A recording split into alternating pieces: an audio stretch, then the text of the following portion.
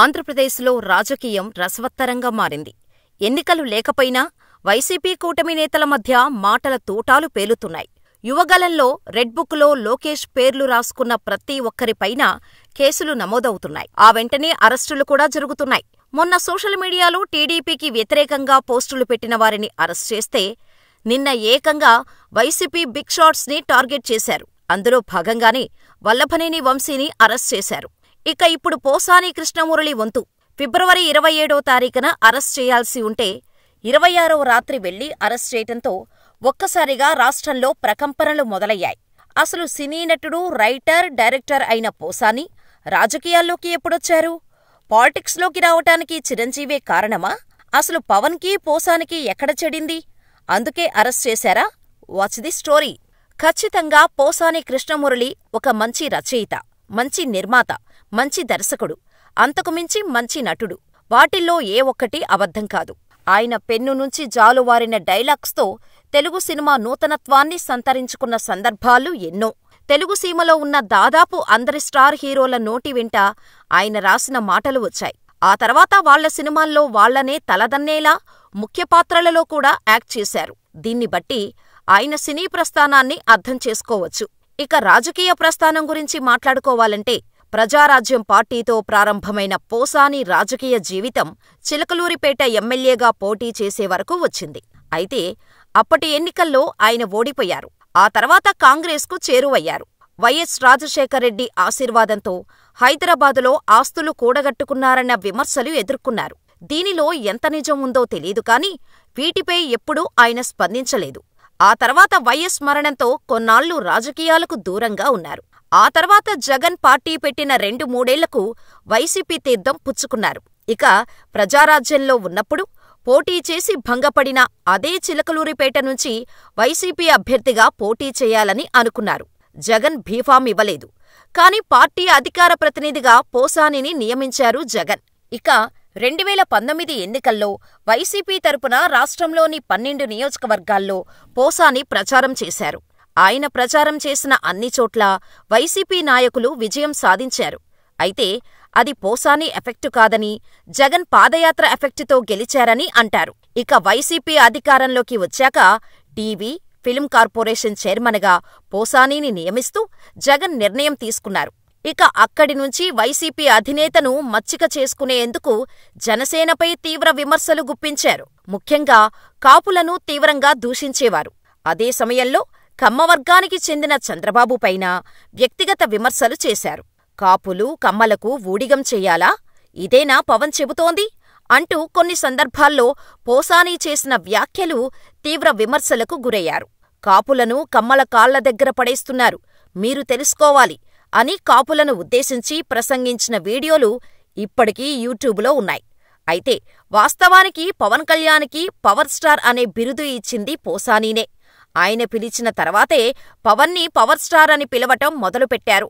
ప్రజారాజ్యంలో Posani join అయ్యాక, Pawan Janasena party పెట్టాక ఇద్దరి మధ్య రాజకీయంగా దూరం పెరిగినా సినిమాల్లో అడపాదడపా యాక్ట్ చేసేవాళ్లు. అయితే పోసాని, పవన్ మధ్య భారీగా దూరం పెరగటానికి కారణం 2021లో జరిగిన రచ్చే అని వాదన వినిపిస్తోంది. Mega compound hero Sai Dharam Tej నటించిన రిపబ్లిక్ సినిమా టికెట్టు ధరపై అప్పటి ప్రభుత్వం అనుసరించిన విధానాన్ని జనసేనాని పవన్ కళ్యాణ్ తప్పుబట్టారు. అయితే పవన్ వ్యాఖ్యలపై పోసాని ప్రతిస్పందించటం, దీనికి ప్రతిగా పవన్ అభిమానులు పోసాని ఇంటిపై దాడి చేయటం అప్పట్లో చర్చనీయాంశమైంది. పవన్ అభిమానులు తన ఇంటిపై దాడి చేయటాన్ని సహించలేని పోసాని ఆగ్రహం, ఆవేశం తట్టుకోలేక వ్యక్తిగత దూషణలకు దిగారు. అప్పట్లో ఆయన అధికార పార్టీలో ఉండటంతో ఎవరూ పోసానీని నియంత్రించలేకపోయారని అంటున్నారు. ఇక అప్పటినుంచి పోసాని మాటలను మరింత పదునెక్కించి సోషల్ మీడియాను ఆకర్షించారు. అక్కడితో ఆగకుండా అప్పటినుంచే పవన్ కళ్యాణ్తో పాటు చంద్రబాబు, లోకేశులపై విమర్శల జోరు పెంచారని, ఆ తర్వాత 2022లో ఆయన్ను ఏపీ ఎఫ్డీసీ చైర్మన్గా అప్పటి ప్రభుత్వం నియమించటంతో ఇంకా ధాటిగా విమర్శించారని టీడీపీ, జనసేన నేతలు ఆరోపణలు చేశారు. అయినా సరే పోసాని అటాక్ మాత్రం ఆపలేదు. పూనం కౌర్ విషయాన్ని సైతం లాగి ఆమె అబార్షన్ చేయించుకోవడానికి కారణం పవన్ కళ్యాణ్ అంటూ సంచలన ఆరోపణలు చేశారు. వైసీపీ ఉన్న 5 ఏళ్ల కాలంలో అటు పవన్, ఇటు చంద్రబాబుపై తీవ్రంగా విరుచుకుపడ్డారు పోసాని. ఇలా మెగా కాంపౌండ్ నుంచి దూరమైన పోసాని రాజకీయంగా కూడా ప్రస్తుత ప్రభుత్వానికి టార్గెట్ అయ్యారు. ఇదిలా ఉండగా 2024లో కూటమి సర్కార్ అధికారంలోకి రావటంతో రాష్ట్రవ్యాప్తంగా పోసానీపై కేసులు నమోదయ్యాయి. రాజకీయ పార్టీల మధ్య విద్వేషాలు, వైషమ్యాలు రెచ్చగొట్టేలా వ్యాఖ్యానించటం, కులాలు, సినీ అభిమానుల మధ్య గొడవలకు ఆస్కారమిచ్చేలా పోసాని కృష్ణమురళి వ్యవహరించారంటూ అన్నమయ్య జిల్లా ఓబులవారిపల్లి మండలం కోర్లకుంటకు చెందిన జనసేన నాయకుడు జోగినేని మణి ఫిబ్రవరి 24న పోలీసులకు ఫిర్యాదు చేశారు. ఈ ఫిర్యాదును పరిశీలించిన పోలీసులు వర్గాల మధ్య విభేదాలు రెచ్చగొట్టడం, తప్పుడు సమాచారాన్ని వ్యాప్తి చేయటం, వ్యవస్థీకృత నేరానికి పాల్పడటం లాంటి అభియోగాలపై పలు సెక్షన్ల మీద కేసు పెట్టారు. ఈ నేపథ్యంలోనే పోలీసులు తాజాగా అరెస్ట్ చేశారు. అయితే దీనికి ముందే పోసాని వైసీపీకి గుడ్ బై చెప్పారు. వ్యక్తిగత కారణాలు, వయసు రీత్యా తాను రాజకీయాలకు దూరంగా ఉంటానని ప్రకటించారు. వైసీపీ సభ్యత్వానికి రాజీనామా చేసినా జగన్ అభిమానిగా ఉంటానని చెప్పారు. అంతేకాకుండా ఎటువంటి పొలిటికల్ కామెంట్స్ చేయనని, అందుకే సాక్షి టీవీలో వచ్చే డింగ్ డాంగ్ 2.0 అనే ప్రోగ్రాం కూడా మానేస్తున్నా అని చెప్పారు. అయితే రాజకీయాలకు ఓ దండం పెట్టి ఇంటికే పరిమితమైన ప్రభుత్వం, కూటమి కార్యకర్తలు ఆయనను క్షమించలేదని తాజా ఎపిసోడ్తో క్లారిటీ వచ్చేసింది. అయితే కమెడియన్గా రాణిస్తున్న సమయంలో కీలకమైన మెగా ఫ్యామిలీ, నందమూరి, నారా ఫ్యామిలీతో వైరం పెట్టుకోవడంతో పోసానీకి సినీ అవకాశాలు తగ్గాయని, ఆ ఫ్రస్ట్రేషన్ కూడా పోసానీలో ఎక్కువై కంట్రోల్ తప్పి ఉంటారనే వాదనలు కూడా వినిపిస్తున్నాయి. ఇక పోసానీపై నమోదు చేసిన సెక్షన్లను చూస్తే బిఎన్ఎస్లోని 196, 353, 111 రెడ్ విత్ కేసు పెట్టారు. బిఎన్ఎస్ అంటే వ్యవస్థీకృత నేరం.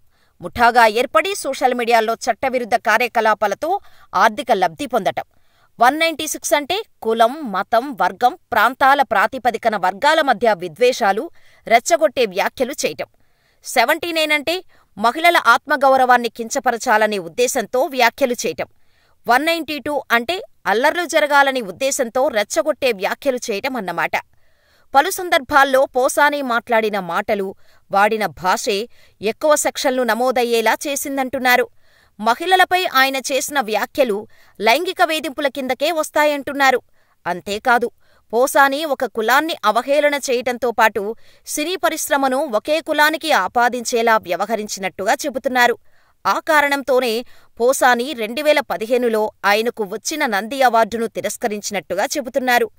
ఇక ఫిర్యాదు చేసిన జోగినేని మణి మాట్లాడుతూ పవన్పై అత్యంత అభ్యంతరకర భాషలో పోసాని చేసిన వ్యాఖ్యలు తమనెంతో బాధపెట్టాయన్నారు.